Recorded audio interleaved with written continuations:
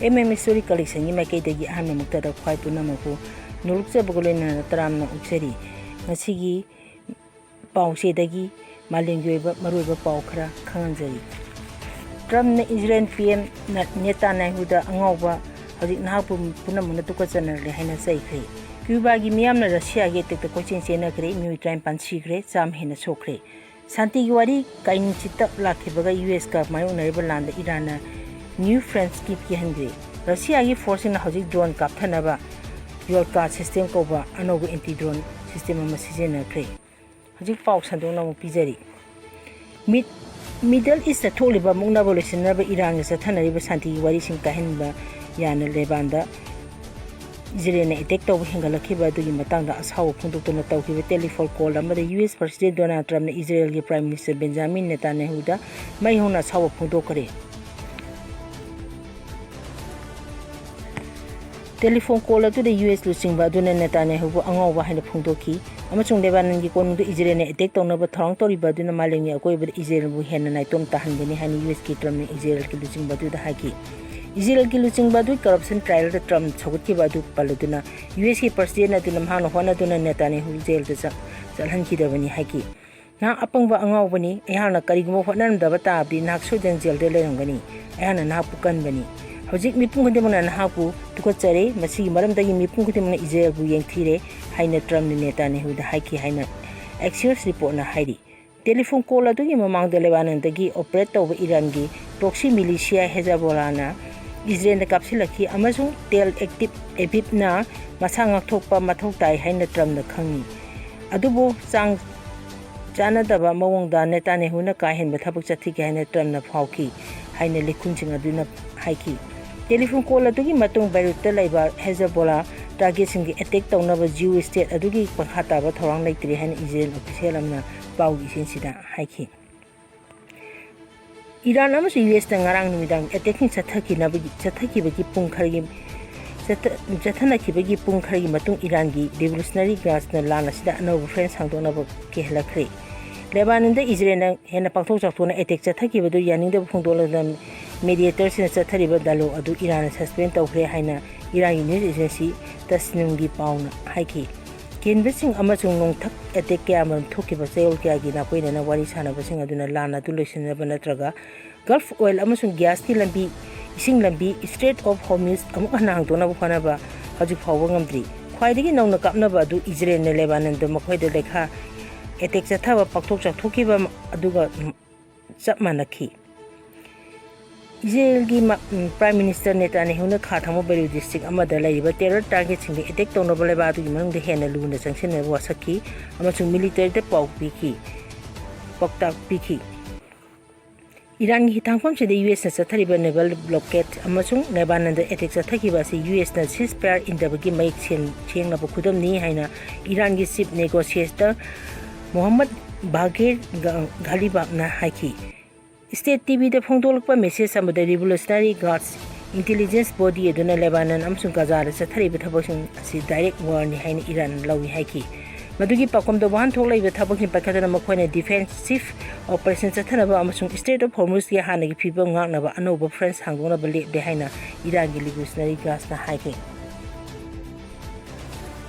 ngasi lebo pagi ayu angan bida Ukraine gi konung ki Cuba da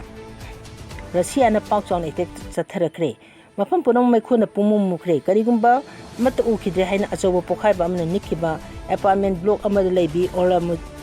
mudrana magi sahi taw shurabi masanu pinna talyaga loina na leptuna pau agency Reuters ta haiki tholiba du karino malimgi aroiba numi adu mani haina mahana haiki mahaki tungda emergency workers sing amsung mafam adu miyanda cholo building sing ati akai sing amsung mai khu ka thelaba gari sing adu yengsili nakanani mangna makhoina supna gi military target sing attack tawi haigani adubu khwaidagi nauna Russian attack sing adu da yamdraba da miu try pansi gi ba amasung sama hena sokhe bagaloina na akitu jum bagaloina na misam jing kudong ki ba mayong nari aikoina kalimba amata uba ngamdaba na atay miu sing kauki miyana flashlight sing sina ki aikoi karai de leibano khangdi haina mudrana haiki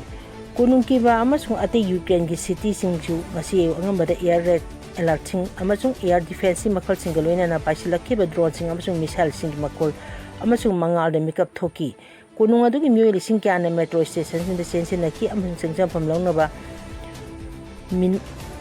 ꯃꯤꯅ ꯄꯤꯛ ꯊꯜꯂꯕ ꯄ꯭ꯂꯦꯠꯐꯣꯔꯝꯁꯤꯡ ꯑꯗꯨꯒꯤ ꯄꯔꯤꯡꯗ ꯃꯣꯟꯄꯣꯛꯁꯤꯡ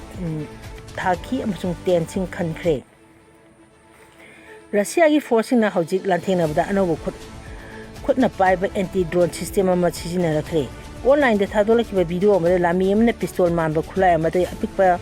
ꯏꯟꯇꯔꯁꯦꯞꯇꯔ drone ꯑꯃ ꯀꯥꯞꯄ ꯎꯏ꯫ ꯀꯥꯞꯈꯤꯕꯗꯨꯒꯤ ꯃꯇꯨꯡ device ꯑꯗꯨꯅ target drone ꯑꯗꯨ ꯃꯇꯣꯝꯇ ꯈꯣꯡꯒꯨꯜ ꯑꯃꯁꯨꯡ ꯅꯣꯡꯊꯛꯇ ꯇꯥꯟꯅꯈꯤ ꯑꯃꯁꯨꯡ ꯄꯥꯏꯔꯤꯉꯩꯗ ꯃꯗꯨ ꯊꯨꯒꯥꯏꯈꯤ ꯍꯥꯏꯅ ꯔꯤꯄꯣꯔꯠ ꯑꯗꯨꯅ ꯍꯥꯏꯈꯤ꯫ ꯁꯤꯁꯇꯦꯝ ꯑꯁꯤ ꯃꯦ 2025ꯗ ꯔꯁꯤꯌꯥꯒꯤ ꯚꯤꯛꯇ꯭ꯔꯤꯗ ꯅꯨꯃꯤꯠꯇ ꯄ꯭ꯔꯦꯁꯤꯗꯦꯟꯠ ꯚ꯭ꯂꯥꯗꯤꯃꯤꯔ ꯄꯨꯇꯤꯟꯒꯤ ꯃꯅꯥꯛꯇ ꯂꯦꯞꯄ ꯀꯝꯄꯦꯛ ꯗꯤꯚꯥꯏꯁ ꯑꯃ ꯄꯥꯏꯕ ꯎꯈꯤꯕ ꯑꯗꯨꯗ ꯑꯍꯥꯟꯕ ꯑꯣꯏꯅ ꯃꯤꯌꯥꯝꯒꯤ ꯄꯨꯛꯅꯤꯡ ꯆꯤꯡꯁꯤꯟꯈꯤ꯫ ꯌꯦꯛꯅꯕꯒꯤ ꯗ꯭ꯔꯣꯟꯁꯤꯡ ꯅꯣꯡꯊꯛꯇ ꯄꯥꯏꯔꯤꯉꯩꯗ ꯏꯝꯄꯦꯛ ꯁꯤꯖꯤꯟꯅꯗꯨꯅ ꯀꯥꯞꯊꯅꯕ ꯌꯣꯜꯀꯥ ꯗꯤꯖꯥꯏꯟ ꯇꯧꯕꯅꯤ꯫ ꯃꯁꯤꯒꯤ ꯁꯤꯂꯤꯟꯗ꯭ꯔꯤꯀꯦꯜ ꯕꯣꯗꯤ ꯑꯃ ꯑꯃꯁꯨꯡ ꯑꯦꯁ ꯃꯑꯣꯡꯒꯤ ꯃꯁꯜ ꯁꯦꯠ ꯑꯅꯤ ꯄꯥꯜꯂꯤ꯫ ꯃꯁꯥꯁꯤꯡ ꯑꯗꯨꯅ ꯃꯗꯨ ꯄꯥꯏꯕ ꯉꯝꯍꯜꯂꯤ ꯑꯃꯁꯨꯡ ꯅꯨꯡꯁꯤꯠꯇ ꯃꯑꯣꯡ ꯆꯨꯝꯅ ꯂꯩꯍꯜꯂꯤ꯫ ꯃꯁꯤꯗ ꯔꯤꯒꯨꯂꯔ ꯑꯦꯌꯔꯀ꯭ꯔꯥꯐꯠꯀꯨꯝꯅ ꯅꯣꯔꯃꯦꯜ ꯇꯦꯜ ꯑꯃ ꯁꯤꯖꯤꯟꯅꯗꯦ꯫ ꯃꯅꯤꯡꯗ ꯃꯗꯨ ꯆꯠꯍꯟꯅꯕ ꯑꯃꯁꯨꯡ ꯃꯃꯥꯏ ꯆꯨꯝꯅꯕ ꯄ꯭ꯔꯣꯄꯦꯂꯔꯁꯤꯡꯒ ꯂꯣꯏꯅꯅ ꯑꯄꯤꯛꯄ ꯏꯂꯦꯛꯇ꯭ꯔꯤꯛ ꯃꯣꯇꯣꯔꯁꯤꯡ ꯌꯥꯎꯏ꯫ ꯅꯣꯡꯃꯩ ꯃꯥꯟꯕ ꯂꯣꯟꯆꯔ ꯑꯃꯗꯒꯤ ꯑꯄꯤꯛꯄ ꯏꯟꯇꯔꯁꯦꯞꯇꯔ ꯗ꯭ꯔꯣꯟ ꯑꯃ ꯌꯣꯜꯀꯥꯅ ꯊꯥꯗꯣꯔꯛꯏ꯫ ꯗ꯭ꯔꯣꯟ ꯑꯗꯨ ꯑꯇꯤꯌꯥꯗ ꯄꯥꯏꯗꯨꯅ ꯆꯠꯈꯤ ꯑꯃꯁꯨꯡ ꯌꯦꯛꯅꯕ ꯗ꯭ꯔꯣꯟꯁꯤꯡ ꯊꯤꯈꯤ꯫ ꯃꯗꯨꯗꯒꯤ ꯇꯥꯔꯒꯦꯠ ꯑꯗꯨ ꯃꯇꯨꯡ ꯏꯟꯅꯈꯤ ꯑꯃꯁꯨꯡ ꯃꯗꯨ ꯅꯣꯡꯊꯛꯇ ꯊꯨꯒꯥꯏꯅꯕ ꯅꯠꯇ꯭ꯔꯒ ꯄꯥꯏꯕ ꯌꯥꯍꯟꯗꯅꯕ ꯍꯣꯠꯅꯩ꯫ ꯁꯤꯁꯇꯦꯝ ꯑꯁꯤꯗ ꯑꯦꯛꯁꯄ꯭ꯂꯣꯁꯤꯚꯁꯤꯡ ꯁꯤꯖꯤꯟꯅꯗꯦ꯫ ꯑꯦꯛꯁꯄ꯭ꯂꯣꯁꯤꯚꯁꯤꯡ ꯁꯤꯖꯤꯟꯅꯕꯒꯤ ꯃꯍꯨꯠꯇ ꯇꯥꯔꯒꯦꯠ ꯗ꯭ꯔꯣꯟ ꯑꯗꯨ ꯂꯧꯊꯅꯕ ꯌꯥꯝꯅ ꯌꯥꯡꯕ ꯈꯣꯟꯖꯦꯜꯗ ꯗ꯭ꯔꯣꯟ ꯑꯗꯨꯗ ꯀ꯭ꯔꯥꯁ ꯇꯧꯁꯤꯜꯂꯤ꯫ ꯀꯥꯞꯈꯤꯕ ꯑꯗꯨ ꯃꯁꯥ ꯃꯇꯣꯝꯇꯅ ꯌꯦꯛꯅꯕ ꯗ꯭ꯔꯣꯟꯁꯤꯡ ꯐꯪꯅꯕ ꯑꯃꯁꯨꯡ ꯃꯇꯨꯡ ꯏꯟꯅꯅꯕ ꯑꯥꯔꯇꯤꯐꯤꯁꯤꯑꯦꯜ ꯏꯟꯇꯦꯂꯤꯖꯦꯟꯁ (AIꯒ ꯂꯣꯏꯅꯅ ꯃꯁꯤꯗ ꯀꯦꯃꯦꯔꯥꯁꯤꯡ ꯑꯃꯁꯨꯡ ꯁꯦꯟꯁꯔꯁꯤꯡ ꯁꯤꯖꯤꯟꯅꯩ꯫ ꯔꯤꯄꯣꯔꯇꯔꯁꯤꯡꯅ ꯍꯥꯏ ꯌꯣꯜꯀꯥꯅ ꯀꯤꯂꯣꯃꯤꯇꯔ 3 ꯐꯥꯎꯕ ꯂꯥꯞꯄꯗ ꯂꯩꯕ ꯇꯥꯔꯒꯦꯠꯁꯤꯡꯗ ꯊꯥꯕ ꯉꯝꯃꯤ ꯑꯃꯁꯨꯡ ꯄꯨꯡꯗ ꯀꯤꯂꯣꯃꯤꯇꯔ 200-250 ꯔꯣꯝꯒꯤ ꯁ꯭ꯄꯤꯗꯇ ꯄꯥꯏꯕ ꯉꯝꯃꯤ꯫ ꯗꯤꯚꯥꯏꯁ ꯑꯁꯤ ꯄꯤꯛꯏ ꯑꯃꯁꯨꯡ ꯌꯥꯡꯏ ꯑꯃꯁꯨꯡ ꯏꯟꯇꯔꯁꯦꯞꯇꯔ ꯑꯃꯃꯝꯒꯤ ꯃꯃꯜ $500 ꯔꯣꯝ ꯑꯣꯏꯒꯅꯤ꯫ ꯌꯣꯜꯀꯥ ꯍꯥꯏꯔꯤꯕ ꯑꯁꯤ ꯍꯧꯖꯤꯛ ꯃꯇꯝꯒꯤ ꯂꯥꯂꯣꯡꯁꯤꯡ, ꯃꯔꯨꯑꯣꯏꯅ ꯌꯨꯀ꯭ꯔꯦꯟ ꯋꯥꯔꯗ ꯀꯟꯅ ꯁꯤꯖꯤꯟꯅꯔꯤꯕ FPV ꯀꯥꯃꯤꯀꯥꯖ ꯗ꯭ꯔꯣꯟꯁꯤꯡ ꯑꯃꯁꯨꯡ ꯁꯤꯖꯤꯟꯅꯕ ꯍꯦꯟꯒꯠꯂꯛꯂꯤꯕ ꯁꯔꯚꯤꯂꯦꯟꯁ ꯗ꯭ꯔꯣꯟꯁꯤꯡ ꯁꯦꯟꯅꯅꯕ ꯗꯤꯖꯥꯏꯟ ꯇꯧꯕꯅꯤ꯫ ꯃꯤꯌꯥꯝꯒꯤ ꯑꯋꯥꯕ ꯀꯣꯟꯅꯅꯕ ꯑꯊꯨꯕꯗ ꯀ꯭ꯔꯦꯃꯦꯇꯣꯔꯤꯌꯝ ꯁꯦꯠ ꯁꯥꯒꯅꯤ꯫ ꯖꯨꯅꯤꯁ ꯈꯥꯟ ꯀꯣꯛꯇꯥ ꯃ꯭ꯌꯨꯅꯤꯁꯤꯄꯥꯜ ꯀꯥꯎꯟꯁꯤꯜ ꯋꯥꯔꯗ ꯅꯝꯕꯔ 9ꯒꯤ ꯃꯤꯌꯥꯝꯅ ꯊꯦꯡꯅꯔꯤꯕ ꯑꯋꯥꯕ ꯀꯣꯟꯅꯅꯕ ꯑꯊꯨꯕꯗ ꯀ꯭ꯔꯦꯃꯦꯇꯣꯔꯤꯌꯝ ꯀꯕꯔꯁ꯭ꯇꯥꯟ ꯁꯥꯗꯨꯅ ꯈꯨꯠꯁꯤꯟꯅꯒꯅꯤ ꯍꯥꯏꯅ ꯗꯦꯠ ꯅꯔꯤꯟ ꯃꯦꯃꯣꯔꯤꯌꯦꯜ ꯐꯥꯎꯟꯗꯦꯁꯟꯒꯤ ꯆꯦꯌꯔꯃꯦꯟ ꯖꯨꯅꯤꯁ ꯈꯥꯟꯅ ꯐꯣꯡꯗꯣꯛꯈ꯭ꯔꯦ꯫ ꯋꯥꯔꯗ ꯅꯝꯕꯔ 8ꯒꯤ ꯃꯤꯌꯥꯝꯅ ꯀꯕꯔꯁ꯭ꯇꯥꯟ ꯂꯩꯇꯕꯒꯤ ꯊꯦꯡꯅꯔꯤꯕ ꯑꯋꯥꯕ ꯀꯌꯥ ꯍꯦꯛꯊꯦꯡꯅꯅ ꯃꯤꯠꯌꯦꯡ ꯆꯪꯗꯨꯅ ꯋꯥꯐꯝ ꯑꯁꯤ ꯃꯍꯥꯛꯅ ꯐꯣꯡꯗꯣꯛꯈꯤꯕꯅꯤ꯫